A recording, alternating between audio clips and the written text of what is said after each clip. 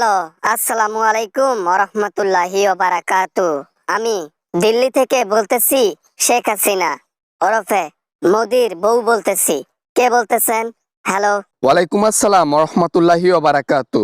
Jail থেকে বেরিয়ে আসলাম, অবশেষে তোমার হাত থেকে রেহাই পাইলাম। এতদিন তো সাজা দিয়েছিলা তুমি, এবার আমার পালা, কিন্তু তোমারে পাচ্ছি না। কে বলছেন? আমি আসলে বুঝতে পারলাম না। আমার পালা মানে? আমাকে আপনি কি করবেন?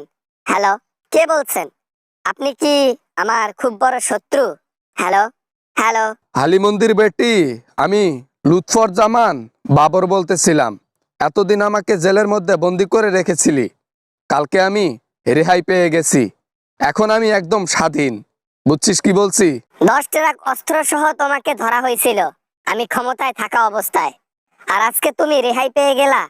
আরে আজকে আমি ক্ষমতায় থাকলে তুমি রেহাই পাইতা না, উল্টো দড়িতে লটকাই দিতাম। বারবার এগুলা বলে রাগ তোলাবি না, তাহলে ইন্ডিয়াতে গিয়ে তোকে তুলে আনবো, এনে বাংলাদেশের মানুষের হাতে তুলে দেব। যেভাবে মানুষ ব্রয়লার মাংস খায়, ঠিক ওইভাবে তোকে মানুষ খেয়ে ফেলবে। বল, যাব কি? আমার কাছে আমার মোদি আছে, আমার মোদি স্বামী আছে, ও আমার জন্য সবকিছু করবে। তুমি একলা আমাকে কিচ্ছু করতে পারবা না, এজন্য আমার কোনো ভয় নেই। কিচ্ছু করতে পারবা না। ইন্ডিয়াতে আসো, দেখি কার জোর কত দূর। সেভেন সিস্টার এখনো আব্বা আব্বা বলে ডাকে। আরে পথ ছেড়ে দিয়েছি, কিন্তু কাজ ছেড়ে দেই নাই, অভিজ্ঞতা কিন্তু আছে। হ্যাঁ, বুঝে নিস, একদিন তোকে আমার হাতে পড়তেই হবে, মনে রাখিস।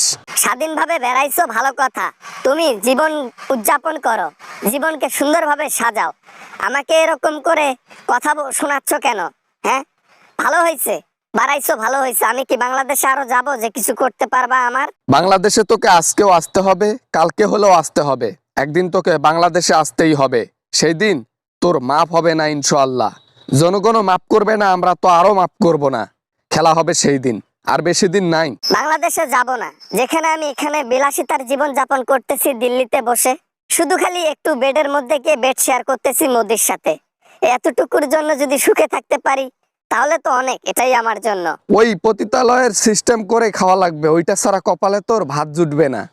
আল্লাহ তাআলা মনে হয় তোকে কঠোর শাস্তি দেবে, জন্য বাঁচিয়ে রাখতেছে। তোকে তিলে তিলে মারার জন্য হয়তো বা বাঁচিয়ে রাখতেছে। বুঝলি কি বলছি? বড় বড় লেকচার বাদ দাও, ঠিক আছে? জেল থেকে ছাড়া পাইছো, বেশ ভালো কথা। আমাকে ফোন করে বিরক্ত করবা না। যখন আমাকে কাছে পাবা তখন যা করার করিও, তার আগে লেকচার মারবা না। ফোনটা রাখো, সংসার নিয়ে ব্যস্ত আমি। তুমি যে সংসার নিয়ে ব্যস্ত না, ও সংসারে আগুন লাগাতে আর বেশি দিন নাই। মোদিও তোমার মতো দেশ ছাড়বে, আর তখন মোদি অন্য দেশে গিয়ে বাসা বাঁধতে পারবে, কিন্তু তুমি না, কারণ তোমার পারমিশন কোথাও যাওয়ার নাই। পরেরটা পরে দেখা যাবে, তোমাকে এত কথা বলতে হবে না। তুমি ফোনটা রাখো তো ভাই, আর কথা বলতে ইচ্ছা করতেছে না। পরেরটা পরে দেখা যাবে, কোন দেশ জায়গা দেয় না দেয় এগুলা পরে দেখা যাবে। আমাকে ফোন দিয়ে বিরক্ত করবা না। আমার সংসার আছে, স্বামী আছে, সন্তান আছে। তাই নাকি? বুড়তি বয়সে আবার সন্তানও নিছেন? নাউজুবিল্লাহ নাউজুবিল্লাহ। যাই হোক, এইটাই তো মৃত্যুর চাইতে বড় শাস্তি। এই বয়সে এসে মানুষকে পিছন মারা দিয়ে সন্তান নিচ্ছেন। আহা হা হা হা হা রে।